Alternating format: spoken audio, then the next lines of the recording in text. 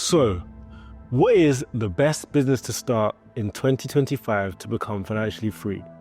Now, like many of you, I've been in situations where I didn't know what to do to get my next penny. I wasn't sure if I'm going to survive, if I should get a job, and I was very, very stuck, searching hours and hours as to what strategy to start. Now, lucky for you, I've done years and years of researching, spent tens of thousands of masterminds, and spoke to some of the most successful business owners in the world about what they believe is the best strategy today. Now, in this video, you'll not only understand what type of business it is, but also you'll understand what industry to apply it to, and also the next steps that you need to take to achieve results in 2025 to make it your best year yet. I'm going to break it down into 4 key sections. Number 1, why having a business is very important in 2025. Number 2, the type of businesses that are very essential and very predictable for you to get long-term wins. Number 3, how to apply this to the right industry. And number 4, if you watch this video to the end, I'll give you an incredible hack that one of my mentors taught me, which will allow you to outshine everyone that's currently doing this strategy today. So let's start with why having a business is so important in 2025. Now, as you guys already know, the world is moving at such a fast pace. There are people who are making money online as young as 13 years old, whether it's selling things on TikTok, creating YouTube videos, and it's just allowing people to have that time, location, and financial freedom. I don't have to repeat what everyone else is saying about being stuck in the rat race because, again, having a 9-to-5 isn't bad. A lot of people are very fulfilled with a 9-to-5 job, but I believe that having a business creates true financial freedom. And I'm sure many of you guys who watch this video have goals of retiring your parents, traveling the world, and making all these fantastic memories. Now, not to say you can't do this through working a job, but having a business that can produce predictable revenue will not only give you that freedom for yourself, but also for your family to come. And I'll give myself as an example. Now, at 15 years old, I knew that I had to make a change for my family. You know, I didn't grow up in any financially successful background, but I decided that I have to be the change that I want to see. So I understood that the best way that I can do this is through having a business. Fast forward to now, I've been able to, yes, graduate, but also been able to have multiple businesses which are earning high 6 figures, been able to look after my parents, look after my family, and travel whenever I want to. Now, yes, a lot of that has been down to my hard work and to my network and to my dedication, but also it's the vehicle that I'm using. Now, one thing I've noticed through friends and other people that I've grown up with is that often people have the right mindset, they have the right work ethic, but in the wrong vehicle. They might be spending hours and hours, but it might be in the warehouse. Or spending hours and hours, but it might be on something illegal. But if you have that same energy, that same appetite for success applied to the right industry, I promise you, you will see success that you've never seen before. Now, I remember when I first had aspirations to be successful, my goal was to get £40,000 a year from a job. Now I can have businesses which can be seeing £40,000 a month in profit. And that's only because I've applied the right strategy into the right industry and I've been very consistent with it. Now, on the topic of the vehicles, I'm going to help you analyze the different vehicles available because, again, right now there's so many options. I'm sure you guys have heard of every single strategy, every single industry to get involved with. I'm going to analyze the different types of business models and I'll end it with the best business model I can think of before I go into how to apply it to the right industry. So the first business model I'm analyzing is tech startups. Now, tech startups are amazing businesses, especially for the long-term growth. And as a lot of you guys may know, you can have a massive multiple tech companies. We can help you sell companies for tens of millions, hundreds of millions, if not billions, right? And this is something that a lot of entrepreneurs aspire to get to. Now, if you're someone who's starting a business, I don't always recommend this. Number 1, you'll need someone who's very experienced in tech, in web development or software development, depending on what you're building. Number 2, it often costs quite a lot to get involved, whether it's the marketing, whether it's the hiring of staff. So if you're someone who wants to start from scratch, and I'm sure a lot of you guys are young, I wouldn't necessarily recommend tech, although it is a good long-term goal. Like, I know I have plans in the future to get to tech, but starting off, I wouldn't necessarily recommend it. Now, second is dropshipping. I've got so many friends who are successful from dropshipping. And again, it is a very good business model. Now, the only issue with this is, number 1, there often tends to be low profit margins. Now, there are many exceptions, I'm aware of that, but traditionally, it's very low profit margins. On top of that, due to the market being quite competitive, a good way to differentiate is through your ads. It's through the creatives that you have. It's through the marketing that you're putting out there into the public, which again costs quite a lot of money. So again, if you're someone that's starting up, I would necessarily recommend that as your first strategy to go to. Thirdly is Amazon FBA. And again, this is another form of online business. Now, I'm not saying you can't get time and financial freedom from this because, again, I know guys who are doing 7 figures from Amazon FBA. But one thing that they always tell me, again, similar to drop shipping, is that number 1, there tends to be quite low margins. And number two, the upfront costs are so high. You're going to have to be analyzing what are the best stock to go on the market, spend loads of money on buying that stock just for it to potentially sell. You're putting a lot of money down, which can be kind of high risk. Now, one thing with me and my businesses, I have something that is low risk and that can bring me predictable revenue.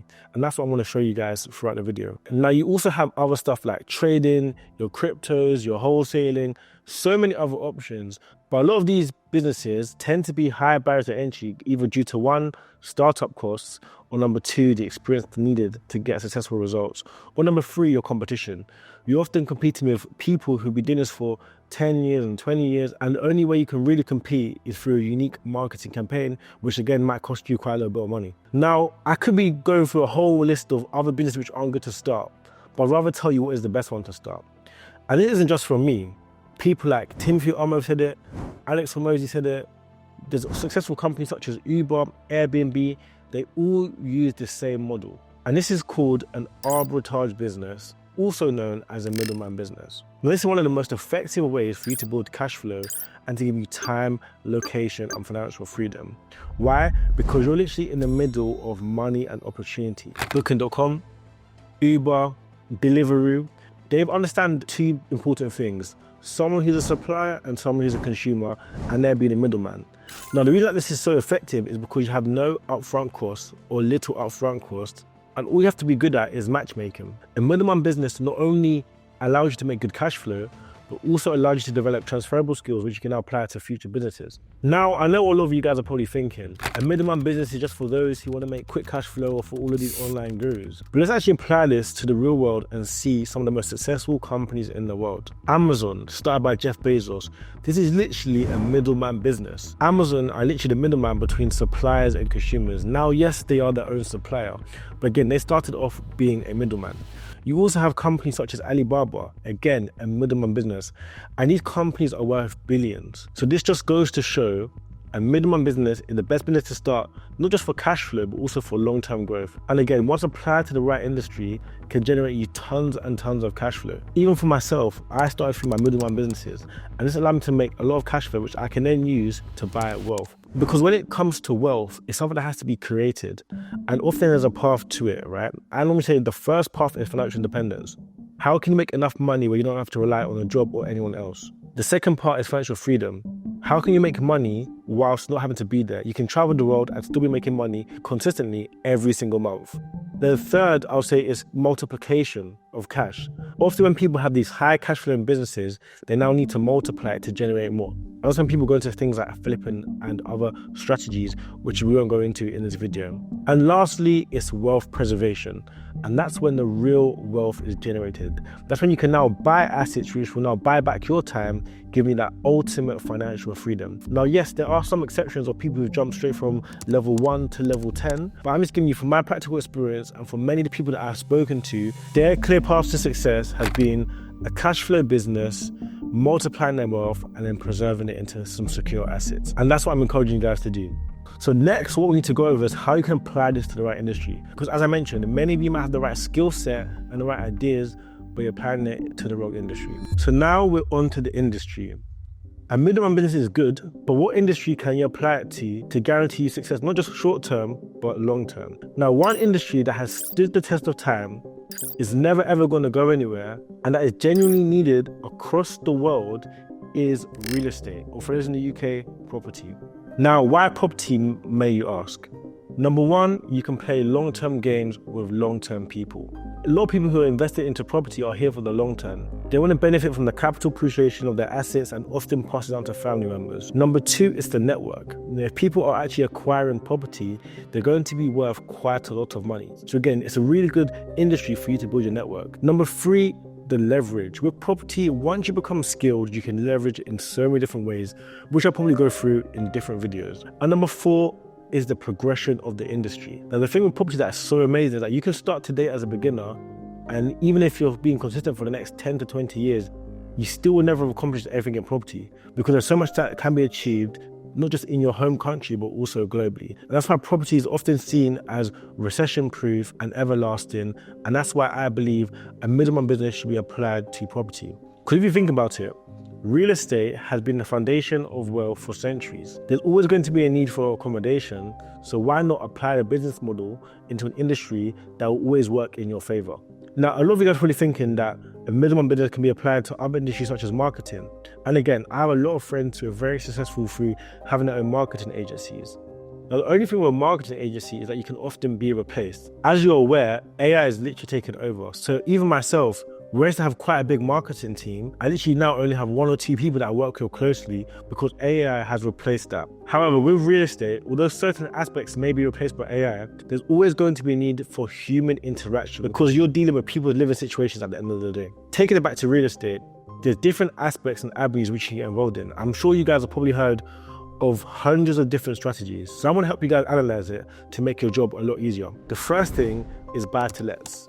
This is something where someone's purchasing a property and renting it out. Now, this is something that is very, very good because you can have steady cash flow and long-term growth. Now, the only con to this is that a deposit will be needed for you to get your first unit. Now, typically in the UK, you can work with a 5, 10, 15, or 25 deposit. So in the UK, the average house price is over £200,000. And let's say you're putting down a 10% deposit, and that's not including legals, over £20,000 will be needed just to get into the property market. Yes, you have exceptions in areas such as Newcastle, where you can get property for a lot less, but even with that, you'll probably need around 8 to 10,000 at a bare minimum to get onto the ladder. Now, although you can get onto the ladder with 8 to 10,000 at a bare minimum, that's not factoring in other costs, which might take it to, let's say, £15,000 due to legals.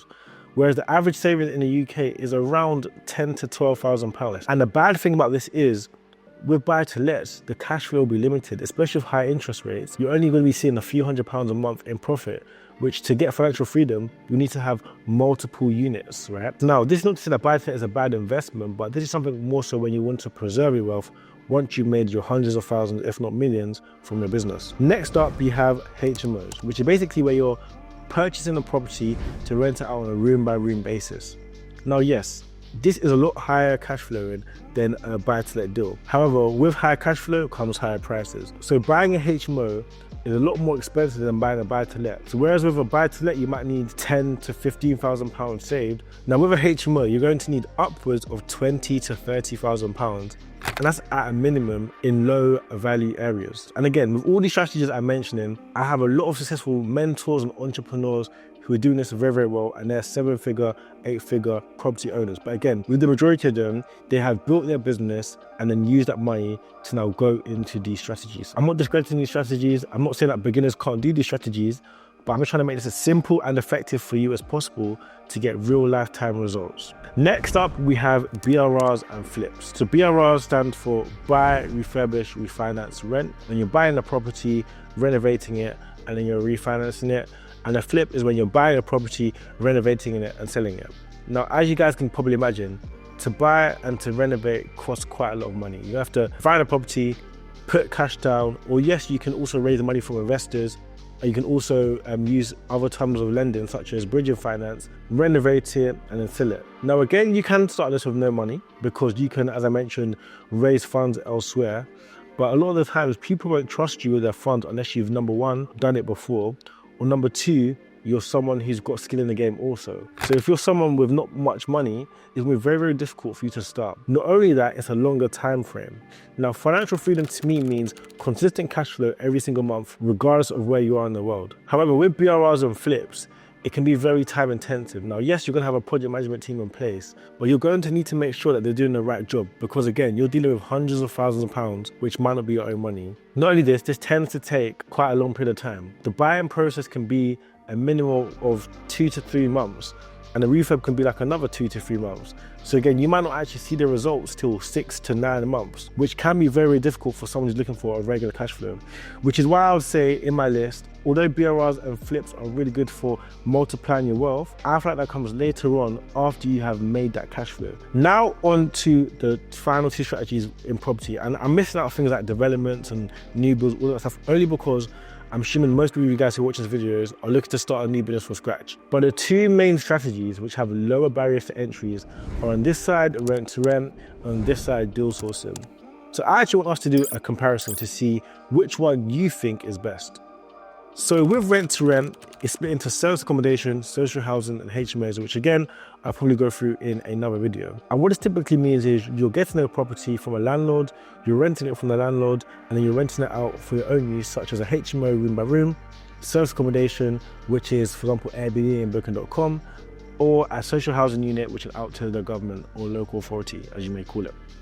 Now, the pros of this is you can get a more of a passive stream flow, because once you've got the unit, you get a regular income coming every single month. Number two, you're building good connections with landlords. And number three is something that can be scaled if you have the right systems in place. Cool, now we're on to deal sourcing. And what you're essentially doing is you're matching properties with investors, which is a middleman business. Now, the main pros of this is number one, is low cost. So to get started, it's about £1,000 to £1,500, which just covers the compliance that you need. Number two, it's a lot of progression. Now, when I started with deal sourcing, I started off charging £2,000 to £3,000 per deal. Then I went on to sourcing other strategies, which was making £4,000 to £5,000. And now I can source properties over £1 million, charging 2%, which can now mean 20K, 30K, 40K per deal. And the next thing about deal sourcing is that no matter what strategy that you're doing, you have to be a deal sourcer. You have to learn how to find good deals, package them, whether it's for yourself or for an investor. Now let's talk about the cons. And again, I've got both of these strategies. I've got rent-to-rent units and I've done deal sourcing. I still do both till today. So I'm trying to give you the most accurate representation possible. Now, rent-to-rent comes with an upfront cost. You tend to have to pay the rent, the deposit, furnishings and other stuff. I recommend about £5,000 to £8,000 in place. That's one con. Number two, you might not see your money back or your profit till after 6 to 7 months. That's because you need time for you to recoup the funds that you've put in. And number three, for you to get accepted as a company let, which is what it's called, by a landlord or an agent, you need to often have quite a decent amount of reserves or an experienced company to take on a property. Now, there's other ways around it, like I did, such as joint venture with someone with more experience, but that tends to be the cons of a rent-to-rent. In comparison, the cons of sourcing. The main cons of sourcing is that you just need to try and find someone that's going to trust you to pay you enough money to find a property deal. And number two, you have to go out there every single month to find a deal. Now, yes, there's ways you can systemize it, but unlike rent-to-rent, where once you got the property, money coming in every single month, with property sourcing, you have to go out there to find a deal every single month. Another con of rent, which I forgot to mention, is that now when you have the property, there's people that can come into the property, such as service accommodation and social housing, which may mess up the property, which can set you back financially and cause more cost. But again, they're both really good strategies. But if I was to choose one, I would pick deal sourcing. And that's because I think it's really a definition of a middleman business. You're literally middlemaning a buyer and someone who is selling or renting out their property. And again, as I mentioned, the fees that you can charge can really get to financial freedom. And since I started deal sourcing 4 years ago, although my first year or two was up and down, I would say since 2 years ago, I've managed to source a deal every single month. And that's just because I've got the right systems in place, and so can you. It's not only worked for myself, but it's worked for many people that I've helped along the way. Take Nathan, for example. He's someone that I've worked with, not knowing how to source property deals. And now he regularly sources property deals and has even sourced myself 2 deals which I've now bought off him. Also Emmanuel, he went from a complete beginner to making £15,000 sourcing in his first month. Also you have here Ishmi, again went from a beginner to sourcing 6 deals in 2 months. And there's so many more examples of why sourcing is a very effective strategy as long as you know how to do it. Now with property sourcing, this is something that you can start as soon as today and see results as soon as this month. All you need to know is number one, what area you're going to focus on. Number two, what investors you want to work with. Number three, how to find deals. And number four, you package them together. Now in the next chapter, I'm going to go through step by step how you can create a property sourcing business and see results in the next 30 days, which can give you financial freedom. And let me show you how this is going to look like as a practical path to ultimate financial freedom. You want to now start with property sourcing. Get regular money coming in every single month and find a way to systemize it. This can see you generate anywhere from £3,000 upwards every single month, which can now replace your income and giving you financial independence, as mentioned earlier. Next, you can put this money into stuff such as rent-to-rents or flips, because what you're aiming to do from this is to multiply that capital. And again, if you're sourcing 1 to 2 deals every single month, making £6,000, and you do 10 in a year, that's £60,000, which you can now use to flip for your own projects. And the cool thing about sourcing is that if you know how to source deals, you can now source 3 deals, and the 4th deal you take on yourself. That's what many of my mentees do because it's something that is so effective. As I mentioned, everyone needs to be a sourcer. Some of the biggest rent-to-rent providers and buy-to-lets and developers come to me and my team to find them properties. Why? Because we have learned the skill of sourcing. Lastly, once you build up this capital through flips or put it into other businesses, you can now preserve it into buy-to-lets, as I mentioned earlier. And this is like a real timeline of how you can go from a complete beginner to building generational wealth. And once you get that wealth, just repeating the process, generating money, buying assets, and you're gonna have that long-term wealth for you and your family. Now, there's many ways to start sourcing, and you're probably confused as to how. I want to show you the exact 6 steps that I've used and a lot of my mentees have used to become financially free. Time for execution. A lot of the mistakes that people do is spend hours and hours scrolling online, how to do this, how to do that. So I'm gonna give you guys 6 practical steps how you can start your deal sourcing business as soon as today. So first of all is knowledge, right? You want to become that knowledgeable person about your industry. And you've probably heard me say this before, but you want to be known as the go-to person for a certain strategy in a certain area. So 2 things I want you to get knowledge on. Number 1, what strategy are you doing? Are you sourcing rent-to-rent deals? Are you sourcing HMO deals? Are you sourcing buy-to-let deals? Wherever it is, become an expert. Not only that, you can be knowledgeable on your area. When it comes to property sourcing, 2 properties in the same area can be valued completely differently, despite them being streets away. And that's why you need to become knowledgeable in the area. So that way, when you're sourcing a deal, you're actually providing a good service where you've done a good analysis that someone's going to trust you with that. Because you're probably thinking, why will someone pay me 3K, 5K, 10K to find a property? But you've got to realize that most people are capital rich, but time and knowledge poor. So if you can position yourself as someone who has got the time and got the knowledge, someone with money will come and pay you for the convenience and for your expertise. Step 2 is compliance. Now, these are the only costs which are usually associated with property sourcing, and that's your compliance. Now, this is what's going to be needed for you to actually source a property deal. Now, what your compliance normally consists of is number 1, anti-money laundering, because you're going to be dealing with people's funds. Number 2, you need to be registered to a redress scheme, such as a property redress scheme. Number 3, you need insurance. Number 4, you need to be registered to data protection. And there's a few other things. If you just can click the link below, me and the team will send you a free document as exactly what you need to get your business set up to be compliant.